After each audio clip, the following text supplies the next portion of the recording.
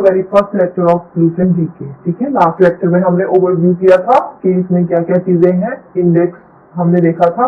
आज हम शुरू करने जा रहे हैं इसका फर्स्ट पार्ट, जिसका नाम है इंडियन पॉलिटी एंड कॉन्स्टिट्यूशन। ठीक है, बुक में आई थिंक इसका ये फोर्थ पार्ट में है। बुक में सबसे पहले हिस्ट्री स्टार्ट किया हुआ है और हम Indian polity and constitution start करेंगे। ठीक है, आज के इस लेक्चर में हम पढ़ेंगे कि इंडियन पॉलिटी का एवोल्यूशन कैसे हुआ और इसके 2-3 एक्ट्स के बारे में पढ़ेंगे। ठीक है, आगे बढ़ने से पहले वीडियो को लाइक कर देना, चैनल को सब्सक्राइब कर देना और अपने दोस्तों के साथ शेयर भी कर देना। ठीक है, तो सबसे पहले हम पढ़ते हैं एवोल्यूशन ऑफ इंडियन कॉन्स्टिट्यूशन। ठीक है, बेसिकली हमारा इंडियन कॉन्स्टिट्यूशन कब बना था? ठीक है, हमने अडॉप्ट किया था इंडियन कॉन्स्टिट्यूशन को 26 नवंबर 1949 को। ठीक है, बट हमने इसको इन्फोर्स कब किया था? हमने इसको इन्फोर्स किया था 26 जनवरी 1950 को। ठीक है, बन के तैयार हो गया था हमारा 26 नवंबर को। ठीक है, इसको बनने में कितना टाइम लगा था? कुछ 1 साल 11 महीने 18 दिन, कुछ इतना टाइम लगा था इसको बनने में।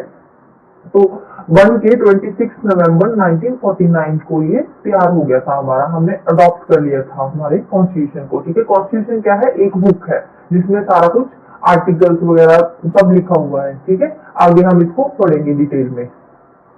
बट हमने इसको इन्फोर्स किया 26 जनवरी 1950 को।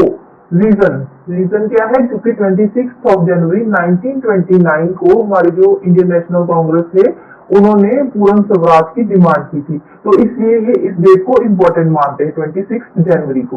ठीक है, हाँ आगे जब कॉन्स्टिट्यूशन को हमने ओरिजिनली अडॉप्ट किया था तो उस टाइम पे इसमें 22 पार्ट्स थे, 395 आर्टिकल्स थे और 8 शेड्यूल्स थे। ठीक है, उसके बाद टाइम टू टाइम इसको हम अमेंड करते गए, कुछ नई चीजें ऐड करते गए, पुरानी चीजों को रिपील करते गए।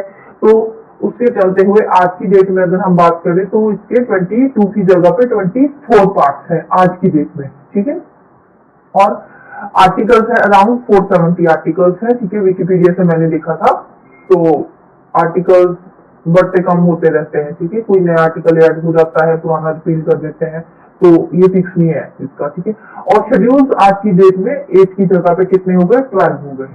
ठीक है, 24 पार्ट्स है, 470 आर्टिकल्स है और 12 शेड्यूल्स है। ठीक है, the present text is as amended from time to time. मैंने आपको बता ही दिया था कि कॉन्स्टिट्यूशन को हम अमेंड करते रहते हैं, जैसे हमारी जरूरत होती है उस अकॉर्डिंग हम नए प्रोविजन ऐड करते हैं और पुरानों को रिपील कर देते हैं। ठीक है, जो हमारा इंडियन कॉन्स्टिट्यूशन है उसमें अगर आप पढ़ोगे ना तो उसमें कुछ एंशिएंट इंडिया की चीजें भी आपको रिफ्लेक्ट होगी इसमें, कि हाँ पुराने टाइम पे भी हमारे ऐसे चलता था हमारा एडमिनिस्ट्रेटिव सिस्टम, लेजिस्लेटिव डेवलपमेंट, ये सब चीजें। ठीक है, ब्रिटिश पीरियड की।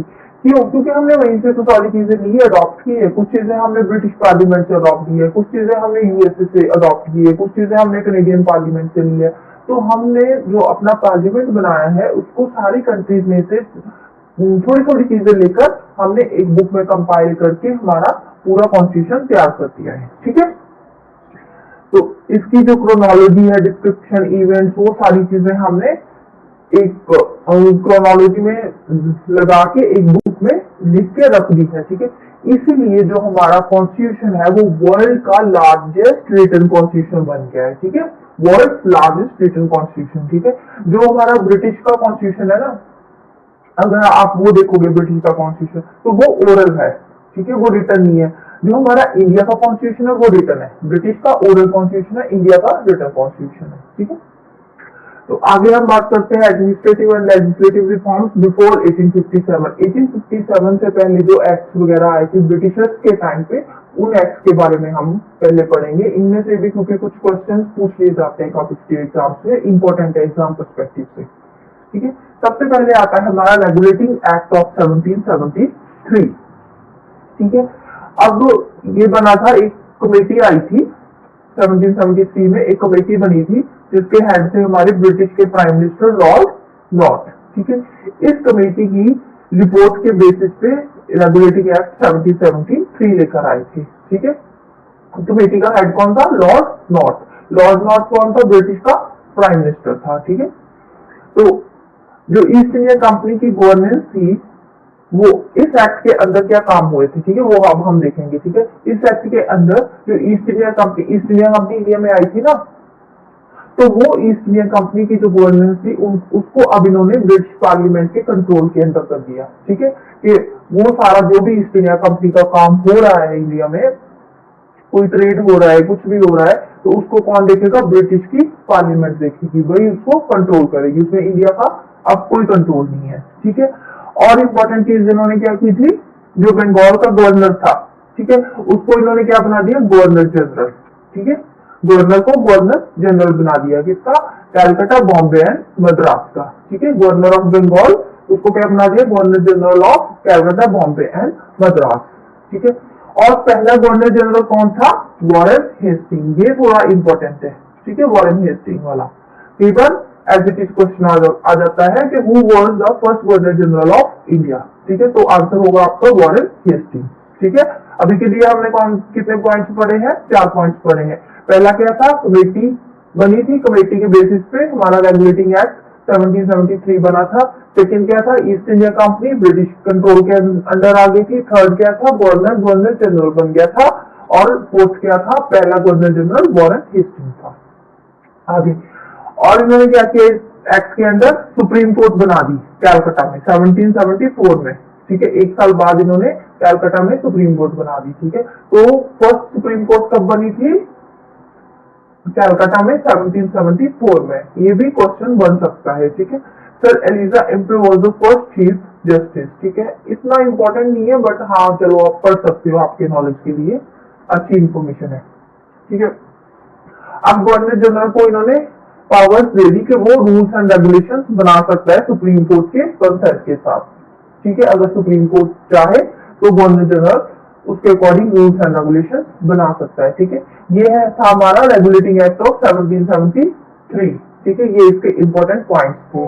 ठीक है, आगे आता है पिट्स इंडिया एक्ट 1784।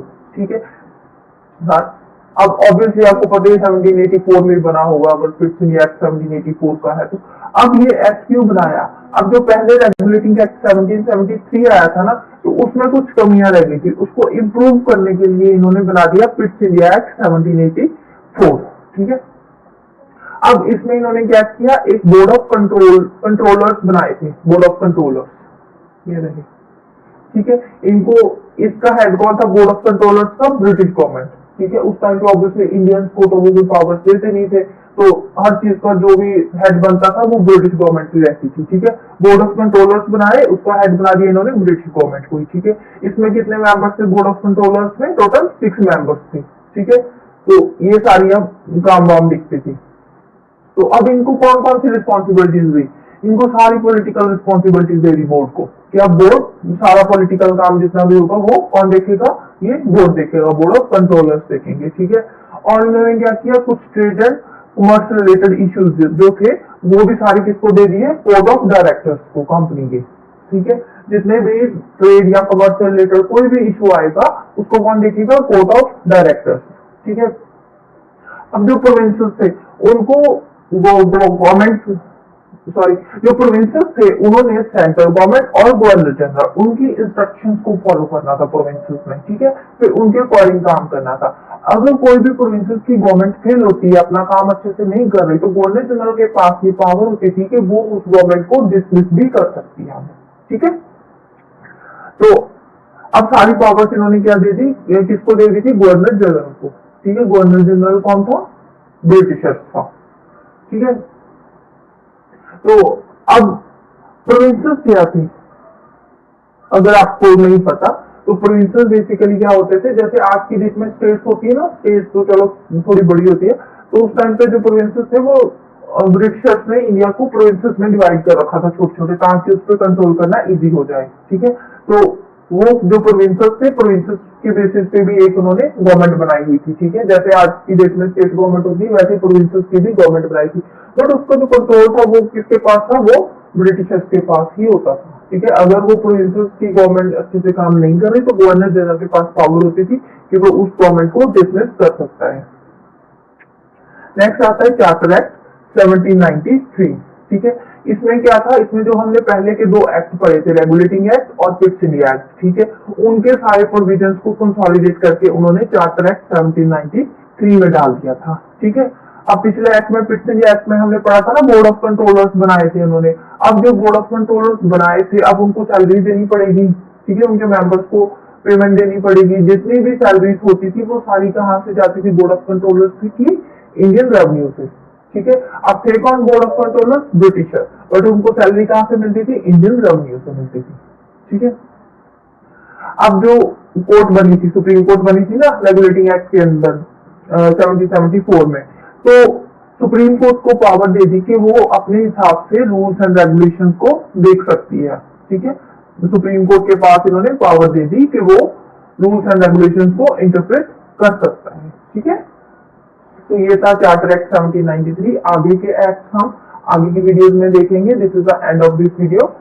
अगर आपको अच्छी लगी तो वीडियो को लाइक कर देना, चैनल को सब्सक्राइब कर देना और फ्रेंड्स के साथ शेयर कर देना। Bye bye.